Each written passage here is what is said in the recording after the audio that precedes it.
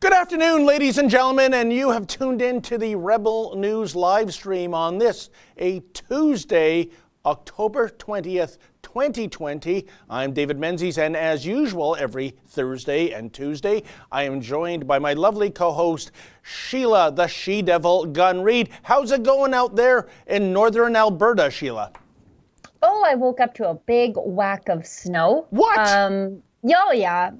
I mean, it's the middle of October in northeastern Alberta, so it feels kind of actually a little bit late. I think last year or 2 years ago, it was the first day of September that we got our first blast of snow, but there's a lot of snow. Like, it's shoveling off the cars kind of snow this morning. Mr. Producer, just so you know, I can't see David or anything from the stream on the Skype feed.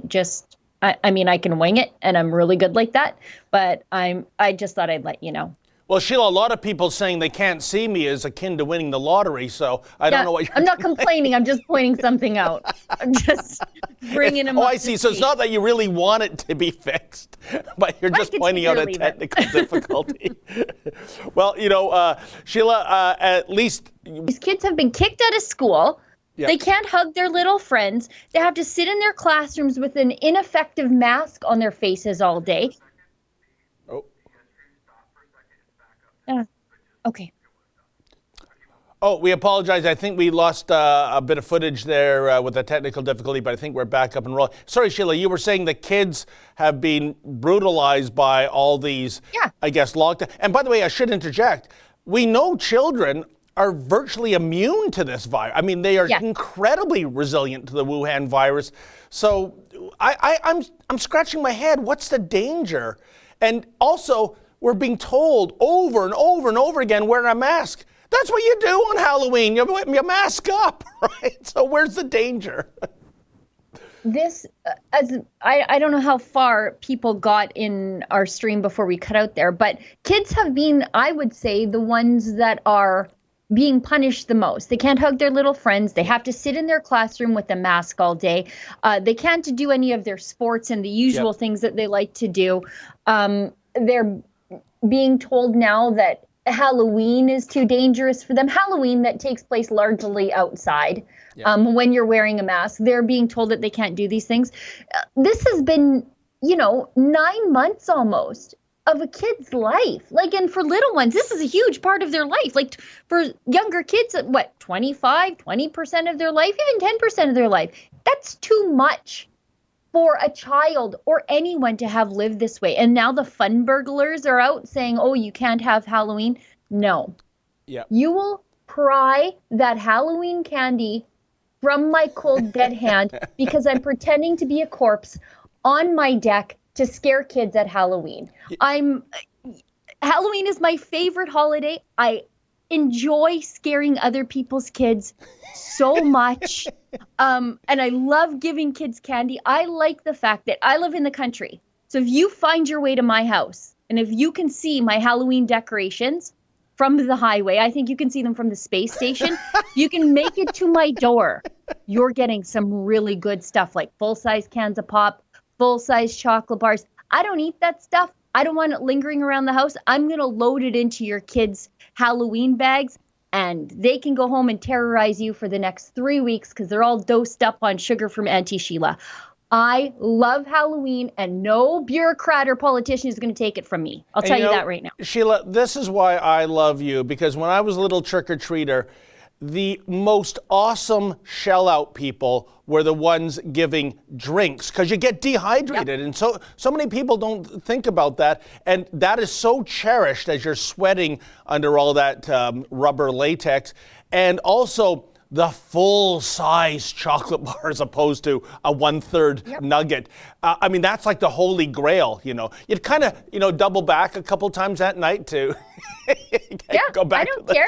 If you want to come back, if you want to run the gauntlet of boogeymen in my yard and you want to come back to the door, you're getting more candy. That's it.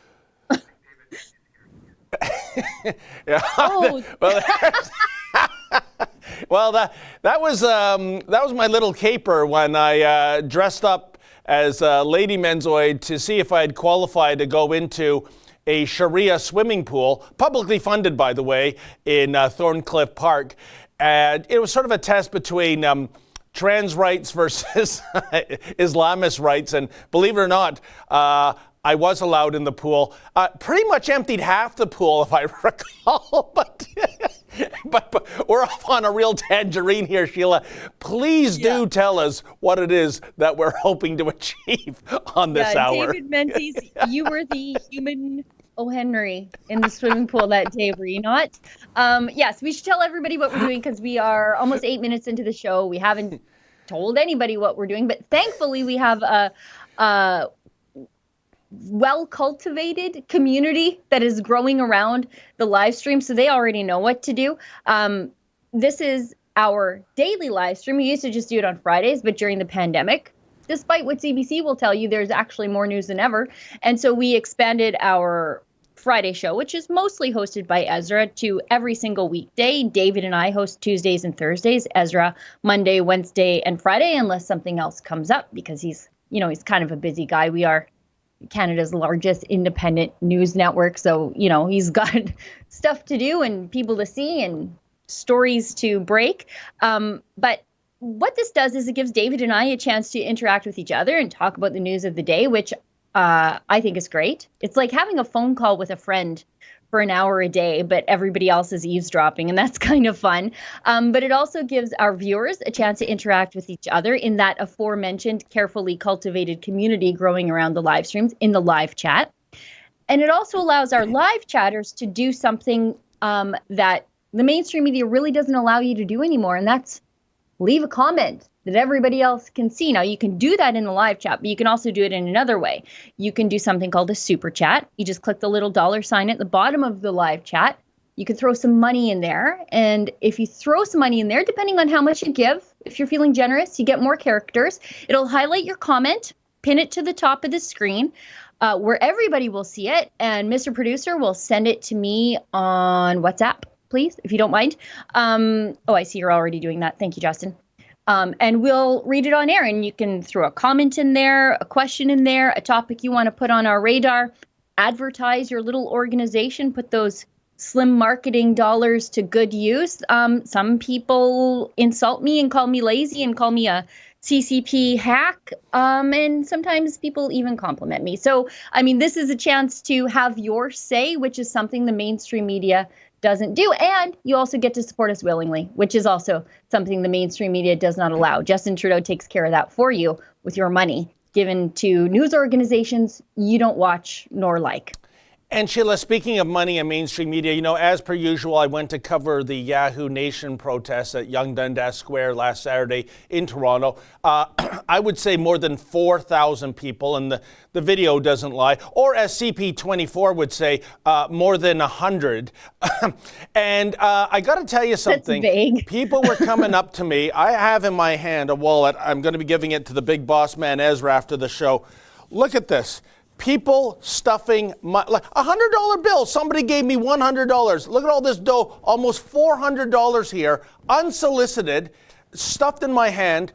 First, I want to say two things about this. First of all, folks, it is so humbling. You have no idea when a complete stranger comes up and says, "We love the work that you and Sheila and Kian and Ezra and everybody else are doing. Please take this money," right? It is nothing.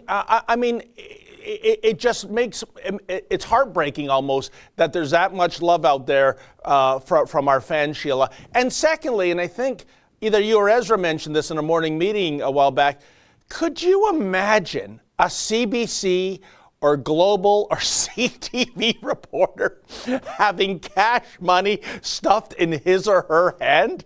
It's unbelievable. And those mainstream media people would look upon this, oh, look how vulgar, money being shoved into the hand of a journalist. You bloody hypocrites. You take it off our paychecks every 2 weeks via direct deposit from government grants. That's not Justin Trudeau Liberals giving you that money. That's us Do you understand that? That's the taxpayers that are forced to give you money. So don't give me any of this, looking down from your noses. Oh, it's so crass the way they always ask for money. Or in this case, I don't even ask for it. People are stuffing in my hands. I'm rambling, Sheila, but I just want to thank our audience for who they are. You're so generous, and we just love bringing you the other side of the story. So thank you yet again for your generous donations. Well, and we are very careful with the money that people give us because we do have, on most days, a much broader, wider reach, a more grassroots reach, a reach that's more in touch with our viewers and the people who are watching us than the mainstream media. But we get a fraction of the budget.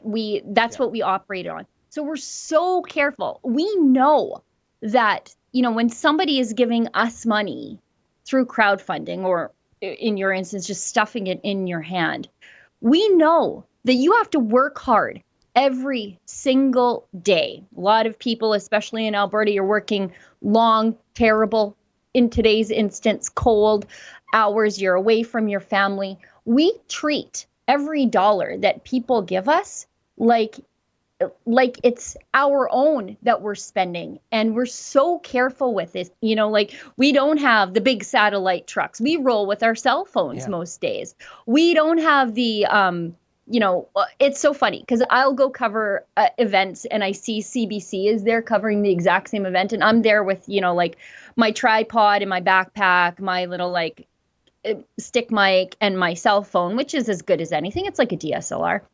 And you see CBC reporting the same event, and they've got a CBC satellite truck, a producer, a cameraman, and a sound guy, the reporter, and some guy making a government wage to hold a reflective sheet at the reporter so that they have good lighting. And I'm like, well, maybe I look a little bit like a potato today, but I saved a lot of money for the company, so that's okay. And it's when you don't have to be accountable to the people who give you the money, you can treat it the way CBC does, and we don't have that luxury. You know what? It's so true. They are so larded up. You could slash that budget in half, and if we were running the joint, you'd get 10 times the content, Sheila. I'm speaking of the CBC, although we would never want to be a domesticated journalist organization beholden to the Justin Trudeau Liberals. And by the way, when you said accountability, that's the key word here, Sheila, because maybe one of the reasons why you don't see the common man and the common woman running up to a CTV or Global or CBC journalist and sticking money in their hands is the fact that, well, it's like what I mentioned earlier. I can tell you there was, I would estimate, more than 4,000 people at that march. And when you see media outlets saying over 100, technically, you know what? You're right. 1 million could be over 100 too. But you see how the fix is in, Sheila? And people see through these kind of lies. We see it all the time with the way this media in the U.S., most of the mainstream media is covering the United States presidential election. They see through it all. So anyways, what do you want to talk about first, my dear? I think since we're already just giving it to CBC right now, maybe we should talk about one of our fun, or more fun, exclusive access to information investigation. And again, you'll probably only hear about this from us. You'll never hear about it from the CBC because you're normal. And so you don't watch the CBC because nobody watches the CBC. CBC is watched by only 3% of Canadians, but funded by 100% of us. I think it's fewer than 330,000 people watch their flagship 6 o'clock news. So that's like the big money news hour. Of 38 million people in the country, fewer than 330,000 people watch it. And they canceled, you may not know this at home, viewers and friends, they canceled the local news broadcast, however, only the English language local news broadcast during the pandemic for safety purposes. Apparently, the coronavirus cannot be contracted by French language journalists. Who knew? But anyway, they canceled it. You might not have noticed because you are severely normal and so you don't watch CBC News. But did you know, friends, back in 2015, CBC created an emoji keyboard just for themselves. And it was really something else. It had, as you can see there, I think that's Murdoch Mysteries. That's Detective Murdoch. That's Rick Mercer, I think. Marg Delahunty. That's the a comedy terrorist, I would call her, that terrorized Rob Ford on his driveway when he was taking his kids to school. And if you remove the laugh track from that, it is cringe. And on the end there, David Suzuki. There was an emoji keyboard so that you could respond to your friends' messages with, I don't know, David Suzuki, I guess. But we filed an access to information request because we wanted to know, did anybody even download this keyboard? Because at the time, CBC pushed it really hard. But again, it was CBC, so nobody was watching, nobody cared. But we tried our best to find out how much it cost to hire designers to create these things. But what we got back was completely redacted. So what we do know is that CBC created this keyboard that obviously nobody downloaded, nobody knew anything about. And then when we tried to figure out how many tax dollars they wasted on this insane vanity project for themselves, they redacted everything. We asked them to provide copies. Sheila, Sorry, go ahead. If I can ask you, please, what were the reasons for the redactions? And I say this because it's not like we're going after a private company. It's like the same kind of crap I went through in trying to find out how much the LCBO loses to theft. And they even, they didn't redact anything. They refused our FOI. We only got that information when we appealed it. The point is, whether it's the LCBO, a crown corporation owned by the government of Ontario, or the CBC, which is funded by taxpayers from coast to coast, we are the stakeholders. We are the shareholders. What were the reasons for not sharing this information when we are the ones funding this entity? I'm going to suspect that it was because the contracted companies didn't want to divulge the nature of the contract. Irrelevant. So we've had, you're telling me, but it happens all the time. Invoices dated July 2nd, 2015 and November 30th, 2015 split the total cost of CBC's fees to Emperella Productions over 2 payments, but both payments were redacted. A third invoice dated July 12th, 2016, so almost a year later of nobody using this keyboard, to digital production house York Attack for CBC emojis, 8 new. So even after nobody was using these emojis, they were still adding new ones and revising them and updating them, but they redacted it. And a fourth invoice to Emperella Productions dated February 22nd, so 18 months after nobody using these things, 18 new emojis and revisions, and everything was redacted. Rosie Barton was the only CBC journalist to be given an emoji, if you can believe that. I wonder if her emoji was her taking that selfie with Justin Trudeau, because that would be fitting. You know what, Sheila? Sorry, go ahead. You know what kills me about this? You can tell it's almost like paralysis by analysis for this dozen or so emojis. So much, obviously, so much money went into this, so much effort and time. Look at all that paperwork. And let me tell you, folks, and you know this full well, Sheila, we have a guy here at Rebel, Mike. He does the thumbnails for all our videos. He can whip up, artwork for a T-shirt in a few hours. Professional, top quality, excellent stuff. He's on staff. He can do this work within hours, within minutes if need be. What the hell is this, going out to these outside companies to basically give thousands, maybe tens of thousands, to come up with little doodles of CBC personalities? This is staggering. What a waste of our money, Sheila. Well, and not only that, I'm guessing, and I think it's safe money if I were to bet on it, that the only people who ever downloaded this emoji keyboard were CBC employees themselves, just based on the things that they were suggesting.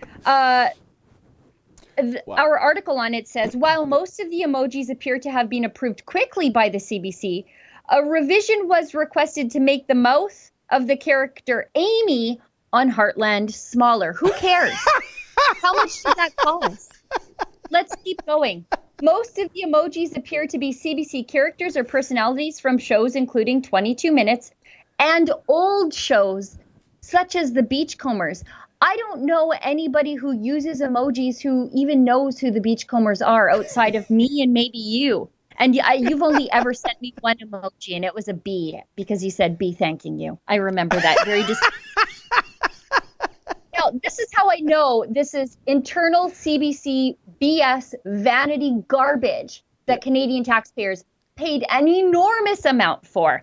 Former CBC CEO Hubert Lacroix was also included. What? With the request to put him in a suit with glasses, as well as former CBC Vice President Heather Conway to be depicted with a shirt, blazer, and glasses. You know what these were? These were emojis for their Slack channel that everybody else paid for so that they could send each other stupid emojis of each other. But this is the dumbest thing. Sheila, but it's perfectly easy. Look at the hubris there. Look at the chutzpah. These are executives. These aren't personalities. These are behind-the-scenes people. Nobody knows who they are, what they look like. You could put a jack-o'-lantern there to represent them. You know, I just wish there was some, ne'er-do-well that snuck in an emoji of, say, Jan Gomeshi. That's an emoji I'd like to see. I wouldn't mind kicking in a few bucks for that one. Yeah. How about a woman with a black eye, courtesy of Jan Gomeshi? While we're getting down to the brass tacks here.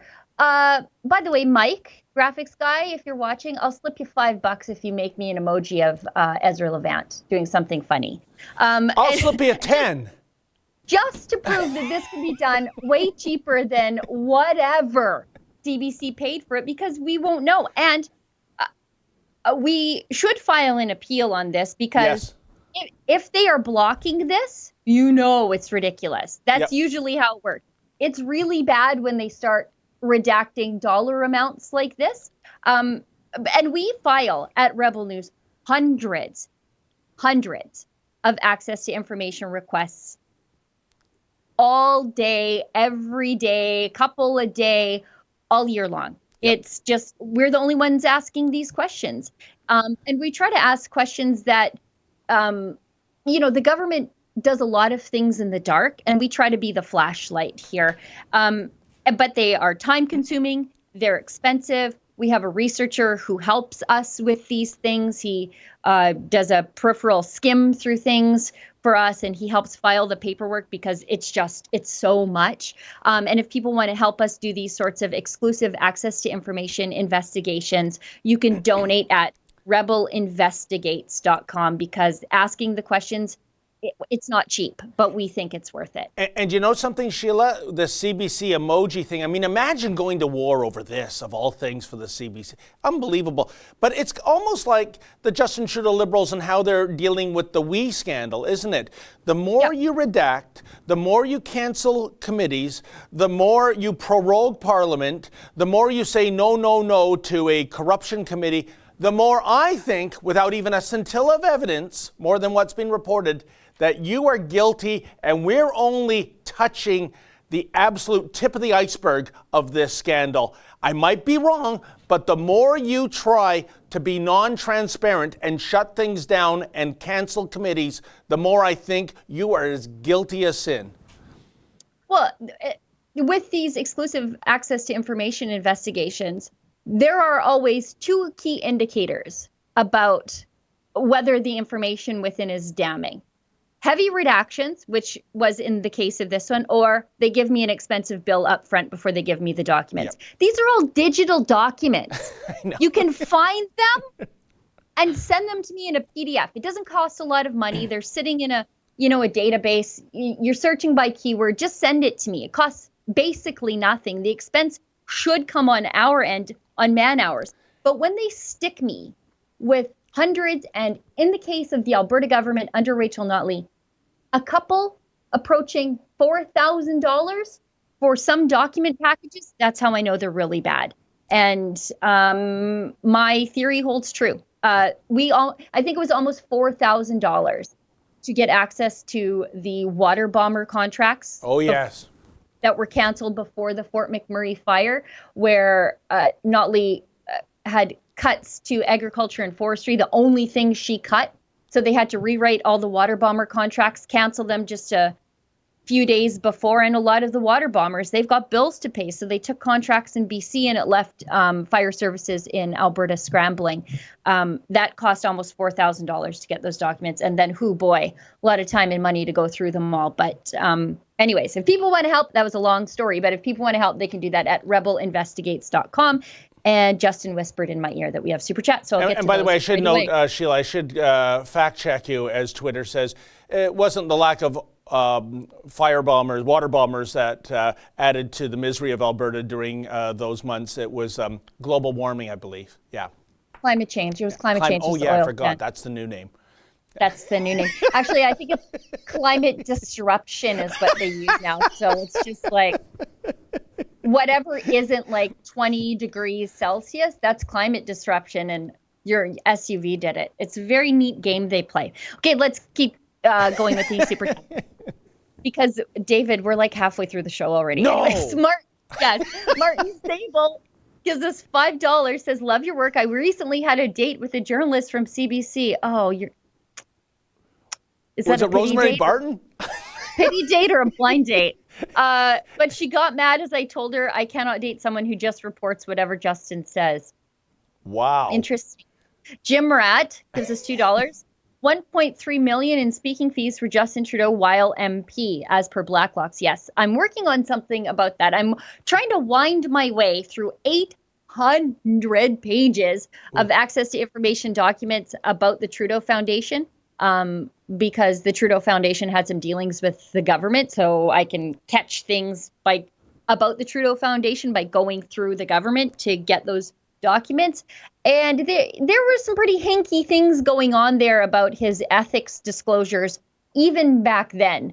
And he sort of got away with it. So why wouldn't he think he could get away with it as prime minister? So stay tuned for that story. Well, you know what, Sheila? I can't think of a better journalist in our entire Dominion to do that kind of work. And it's really drudgery work sometimes, but it's such important work than you, my friend. It's why I drink. It's why I drink. What are you drinking these days, by the way? I'll send you something for Christmas. Pilsner and whiskey. I'm Pilsner not and whiskey. Okay, I'll make a note of it. Yeah, that's great, Justin. Okay, Pink Venus Snails gives us $1.49. Thank you very much. Georgie gives us $5. Hey, David and Sheila, who is the most fascinating Canadian politicians you guys have ever seen?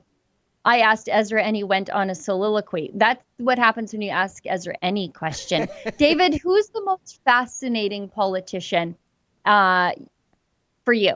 I got to think about mine just for a second, but I'm pretty sure I know who it is. You know what? I have to, are we talking about in history, or are we talking about, in the time period in which we've been alive? Of course, I'll take a stance for the former category for Sir John A. Macdonald, the man who founded this country and the man who right now is under attack from anarchists, Marxists, Black Lives Matter protesters. We are taking his name off everything from universities to pubs. We're hiding his statue in Toronto at Queen's Park. We're putting him in a coffin with his head in a garbage bag. Because I think of such disrespect to our founding prime minister, I'd go to bat for him for sure. And I'll tell you, in recent, this might be a controversial pick, but I want to say something, Sheila. It is Maxime Bernier, just for him being such a straight shooter. Whenever I've interviewed him, he doesn't pull the punches. He doesn't use the fancy $3 words. He doesn't, try to shy away from the tough questions. And I'll tell you, when I go to a Bernier rally, and I'm thinking about within 2 weeks, when I saw Maxime Bernier speak in Toronto, where he was talking about things like getting out of the UN, defunding the CBC. The banquet hall I was at, the roof almost came off. The amount of support he had. 2 weeks later, it was Andrew Scheer at the Ontario, the provincial PC party convention. And man, you could hear a cricket chirping in the background. It was so low energy. And think about this, Sheila. He's speaking to the friendliest audience you could think of, Ontario Conservatives. And that, I think, explains a lot of what went wrong in the 2019 election. But those are my picks as far as history and current affairs are concerned. My most interesting, most fascinating, and maybe one of the most brave politicians that I know of is no longer a politician because the Red Tories infiltrated his nomination, and he lost his nomination, but it is Rick Strankman. If you're from Alberta, hopefully you know who Rick Strankman is. If you're a farmer from the West and you can sell your wheat to whomever you want, that's because of Rick Strankman.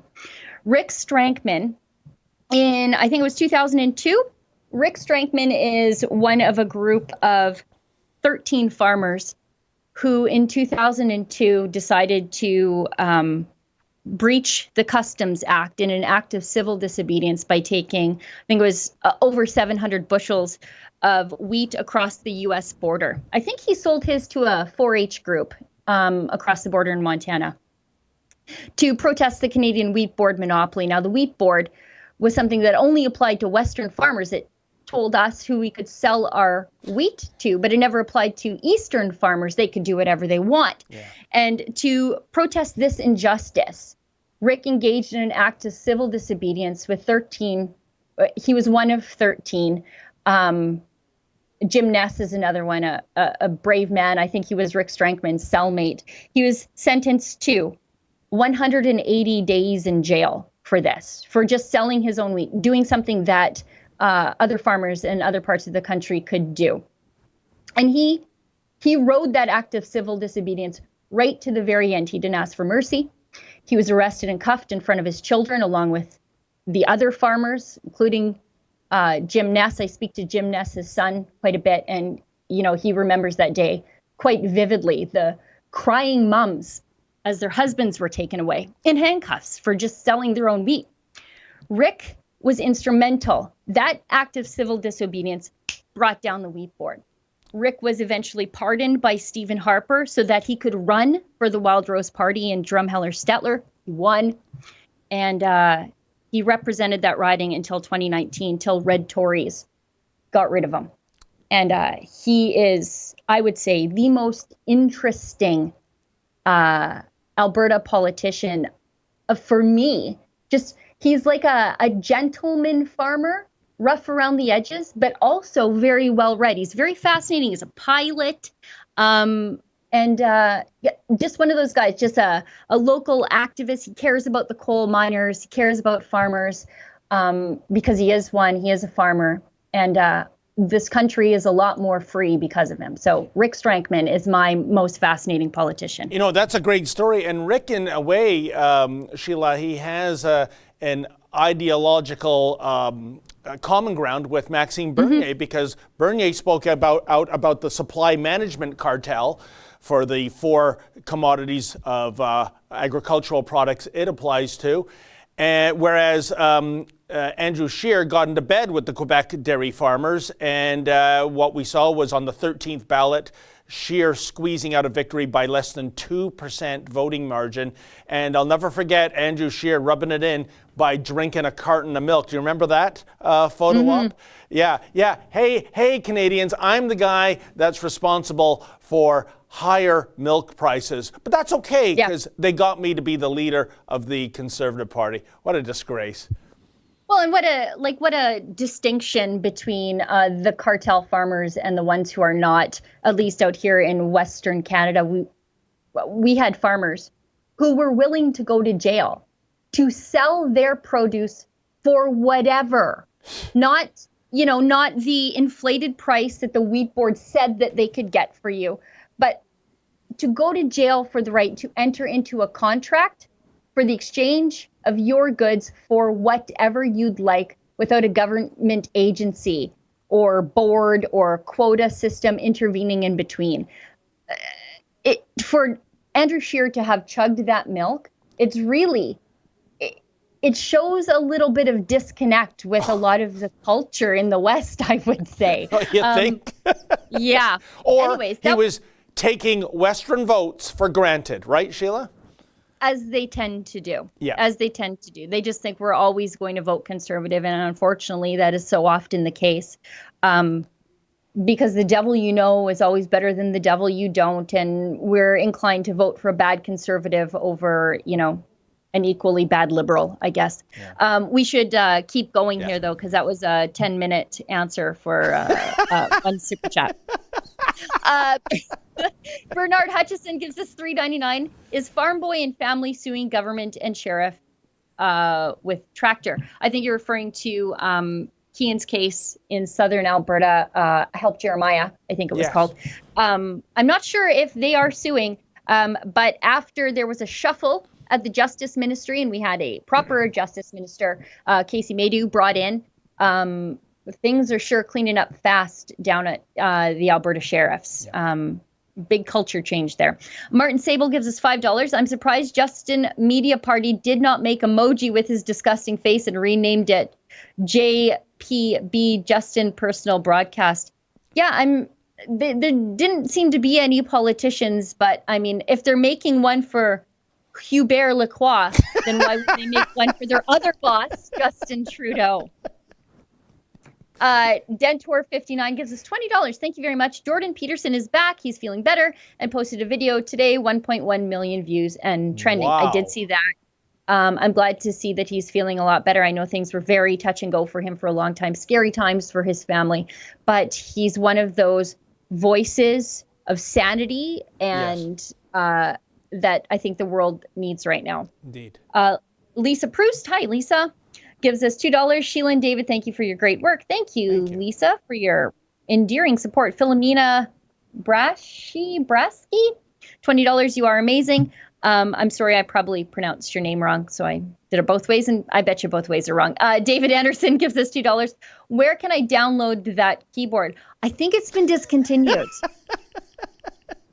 But I regret that I did not download it myself because I feel like that would have been What do you want to bet there might be some spyware in that keyboard? I think it would have been super fun in like text message conversations with Keean or Ezra. I would have had a lot of fun with that keyboard. Sending Keean the David Suzuki one. Defying gives us $10. Curious how it seems during the lockdowns that bureaucratic government jobs don't seem to take the same hit as private businesses. Oh, no. If you have a government job, you're on the gravy train with biscuit wheels because a lot of them are furloughed with full pay. So they're just sitting at home with no pants on, maybe taking the odd Zoom call. Don't Jeffrey Toobin, please. Government workers. His name is now a verb now, eh? Yeah, don't Toobin me, bro. But yeah, like they're sitting at home with full pay in some instances because it's too dangerous for them to go to work. So then they take their government pay and they go to Walmart, where it is apparently safe for everybody to work. Well, Sheila, we're all in this together. Oh, the CBC Emojis app is still available, according to Mr. Producer, folks. So for the hundreds and hundreds or dozens and dozens or the ones and twos of you out there that want to download it, there you go. I absolutely believe that more people are going to use that thing ironically now, like I am going to, than actually downloaded it in the first place to use it seriously because you apparently love David Suzuki and Relic from the Beachcombers. How sad is that? I'm going to have so much fun with that. Okay, let's keep going. Believe in Jesus gives us $10. Could you make a t-shirt stating 75% of the people with COVID are mask wearers? Isn't that interesting? I saw that most people who are contracting the coronavirus are saying, I don't know how accurate it is when they're self-identifying, I guess, as people who regularly wear masks. Now, I don't know if that's them saying like, oh, yeah, I always wear a mask. Oh, yeah, I totally always wash my hands. And they don't, and they just don't want to be that guy. Or if they actually do wear masks and got it anyway, because we know that masks are not particularly effective. If you're a glasses wearer, you know that for sure. Yeah. Lynn gives us $1. I don't see a super chat. Thank you very much. Our Bohun 1 gives us $5. Look to what is happening, Joe Biden and China. The WE scandal will tear down the curtain on politicians getting rich off their positions. I don't know. They're really blocking that that investigation into Justin Trudeau's ongoing corruption. Yeah. And we know that Justin Trudeau was enriching himself off speaker fees before he was elected to be prime minister. Yeah. We know that he was charging charities money to talk to them, much like his wife, getting all expenses paid vacations and then donating her 15 minutes worth of time to speak. Big whoop. From the WE charity, Justin Trudeau was doing the same thing before he became prime minister. Nobody cared then. Why are people going to care now? They just aren't. I think people are just so apathetic to Justin Trudeau's corruption. We care deeply because we believe in accountability and integrity, but I don't know if Liberal voters feel that way. Libby T gives us $5. Was at Fabricland this week and new sign that said no mask, no service, no exemptions. Well, I hope they have one that says no human rights violations right after that, because that sounds like that's what they're doing. Yeah, Sheila, I have to say, I've noticed more of those kind of signs appearing in shop windows. I guess it's an indication for management. We're tired of arguing with anyone that has an exemption, even a medical exemption. I'm sorry, just because you put no exemptions on the sign doesn't mean your corporate policy trumps the rule of the land, because it doesn't. And like Sheila said, whether it's human rights or just a civil suit, you are on the losing side of that battle. It's just happening so frequently from all these different companies that people are just, I guess they're kind of okay with it. Like, oh, this one says no exemption, so I'll go to the store that allows me to be exempt. Like, it's just happening so much that it seems normal that these places can make you wear a mask against medical exemptions. It's crazy. Yeah, and this is a good time to plug our maskexemption.ca site.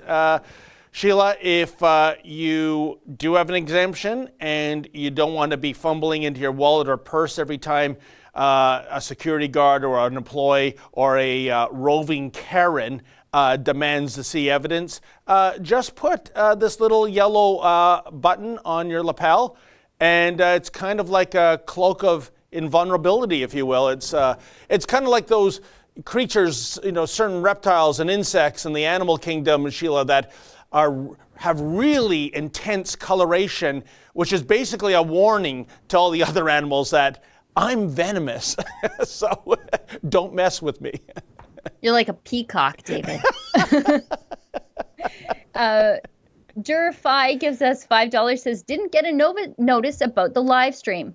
Good thing this shows at the same time daily.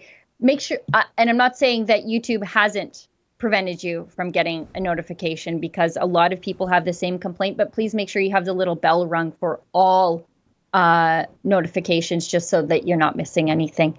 Kane Enmark gives us $2. How are you feeling now, David, from the bite? Are you all healed up? You know what? I would show you the scar, but I might risk doing a tubing in doing so. Believe it or not, that happened a good, 6 or 7 weeks ago. The bites are healing, but it's still really bruised and inflamed too. There's no pain though, I will say, but there's no, where the bites are, it does look gruesome all these weeks after. I never expected for it to heal cosmetically so long, Sheila, as it has. But man, oh man, don't get yourself bitten, folks. That is not a fun experience at all. Yes, it's ruined your career as a bike shorts model, which is terrible, terrible, terrible. Let's keep going. MEC gives us $5. Did you see the video of European doctors calling out politicians regarding lockdowns? Great appreciation for Rebel. Thank you. The World Health Organization, take that for whatever you will. Now they're against lockdowns, but they're against anything 90 days after they were first for it. So who even knows there? But there are more and more doctors speaking out. And Sheila, if I may, this is a very important point, especially as it pertains to Ontario, especially as it pertains to Premier Doug Ford, who 2 years ago in his campaign, his slogan was Ontario open for business. He gets in front of the press every time before he announces yet another economic lockdown, and he says, I pray I won't have to do this. He doesn't have to pray to any God. He is where the buck stops. It's in his power not to do this. And he then goes on a tangent. I'm paraphrasing, of course. I have the interests of Ontario businesses and Ontarian workers front of mind. We're all about getting Ontario moving again as the economic engine of Canada, blah, blah, blah, blah. But I am beholden to the doctors, the scientists, the medical authorities. As you just said, Sheila, World Health Organization is saying these lockdowns are causing more harm than good. So why is Doug Ford putting more and more of Ontario into a stage 2 modified lockdown when the World Health, and I'm not saying I'm... Who knows? Yeah. The World Health Organization is the blue, is the housekeeping seal of approval. It's more like even a broken clock is right twice a day. But Sheila, when you have that alleged august authority saying lockdowns aren't the rule to go, then Doug Ford, who are you listening to? Who are these doctors and scientists that are making you go against your conservative grain and your conservative principles and decimating this province? And that's what's happening, Sheila. There are businesses that are barely hanging on with their fingernails right now, and they get more of this lockdown crap thrown at them. It is despicable. Yeah, I think we're 7, 8 months into 2 weeks to flatten the curve. And all along they told us we have to listen to the World Health Organization. Yeah. Okay, fine, have it your way. Let's listen to them now. Oh, and suddenly we can't hear them. Unbelievable. Yeah. Viking Insane gives us $2, and this is kind of a funny little joke. The McKenna emoji is actually 2, a dog and a fork. I saw today that she tweeted out a picture of her in like a pet store saying something about support. I know. Talk about social media team disaster. About I think it was Ontario businesses, supporting Ontario businesses, and she's in a pet store, and Kian tweeted back like, remember, that's a pet store, not a grocery store. Yeah, Jane, I think the clerk had to, qualify why McKenna was there. Were you shopping for dog food, or was it dog as food? Something like that. Yeah. I don't know. Yeah, she's in a pet store. Thank you, Mr. Producer. Her social media team is terrible. Just terrible. They're awful. Just the most flub-ridden social media team in all of politics. And they keep getting worse. Whatever, I think this can't get worse than thanking Syria for joining the Paris Accord. She survives an eating a dog controversy and takes a picture in a pet store. I can't. Unbelievable. Jane Bray gives us $5. 0 people hospitalized due to COVID on Vancouver Island with a population of 870,000. Yeah. Viking Insane gives us $2. If boxers can't stop a fart, mask won't stop COVID. John Moore gives us $50. Wow, John, thank you. Sheila, all the federal government workers are doing wine tours in Prince Edward County, Ontario. And these happen Monday to Friday. David, time to deploy. Wow. You know what? I think that's kind of in Tamara Ugolini's neck of the woods. So I will forward that tip along. So they're doing...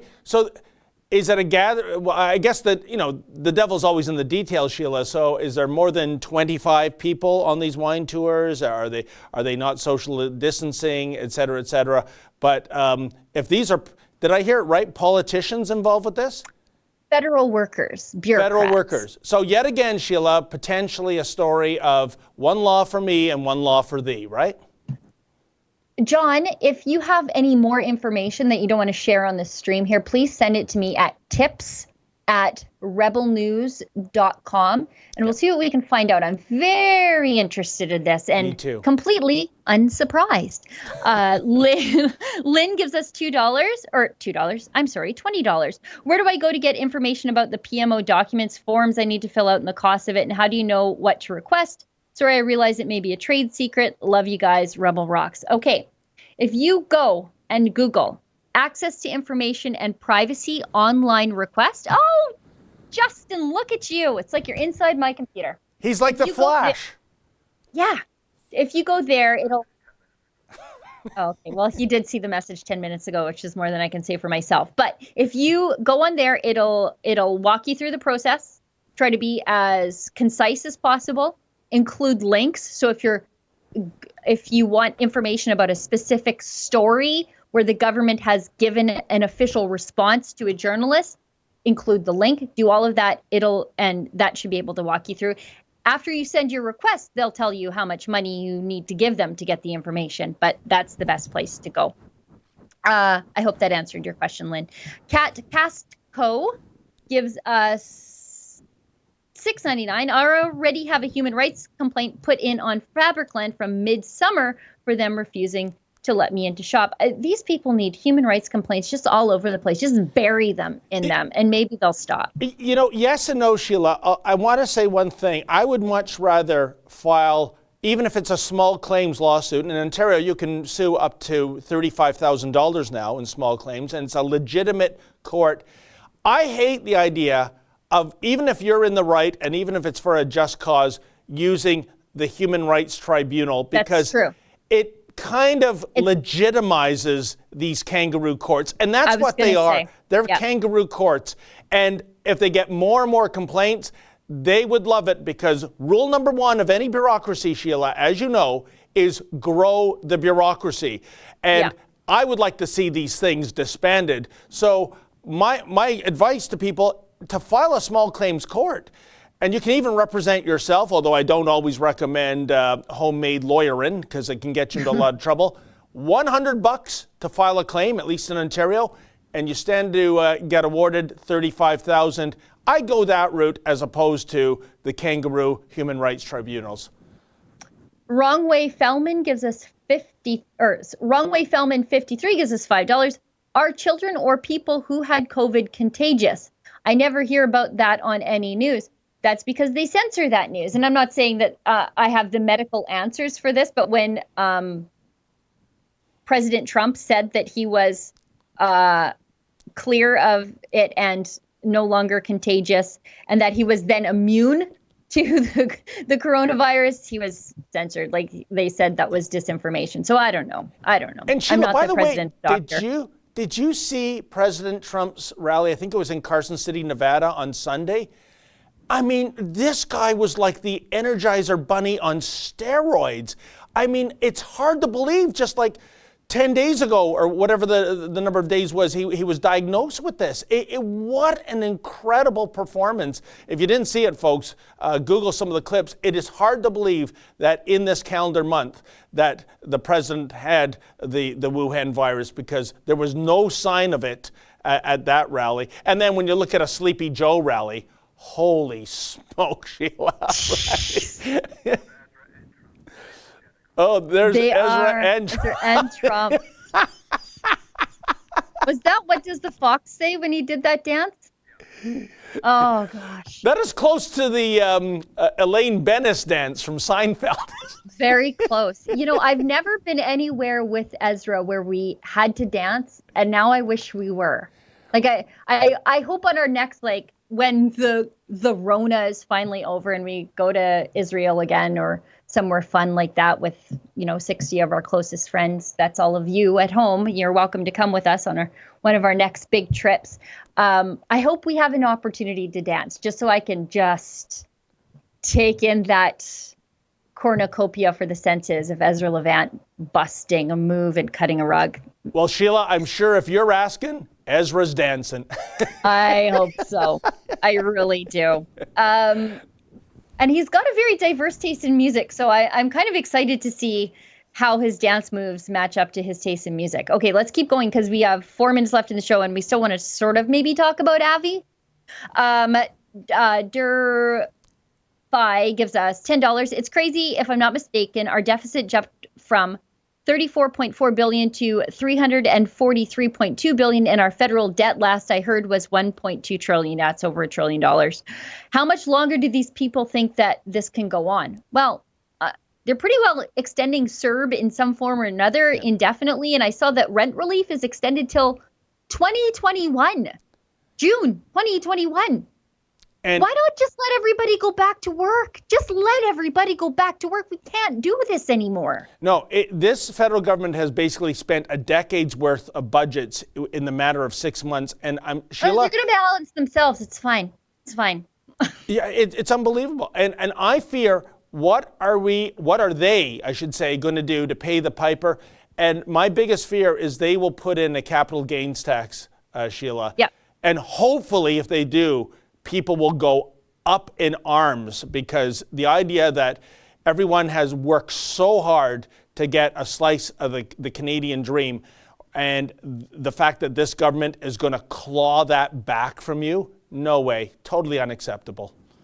I see capital gains tax in our future, and I see a GST hike, like a 10% GST. Oh, I forgot about that, yeah. Would not surprise me at all. Like, that, and they're already raising the carbon tax, but that's just because they're saving Mother Gaia when they're doing that. They're not using that to balance a budget, so they tell me. That's not to line their pockets. That's to save the earth. But I see a hike in the GST in our very near future. Last one, I think, and then we're all caught up. Jane Bray gives us $5. Got here late. Did we talk about the troops, UN, showing up at Quebec protest? I did not see anything about that whatsoever. I haven't seen anything. We didn't talk about it, and it wasn't on our list of things to talk about either, but I will poke around and see what I can find if that indeed did happen. We have 2 minutes left in the show.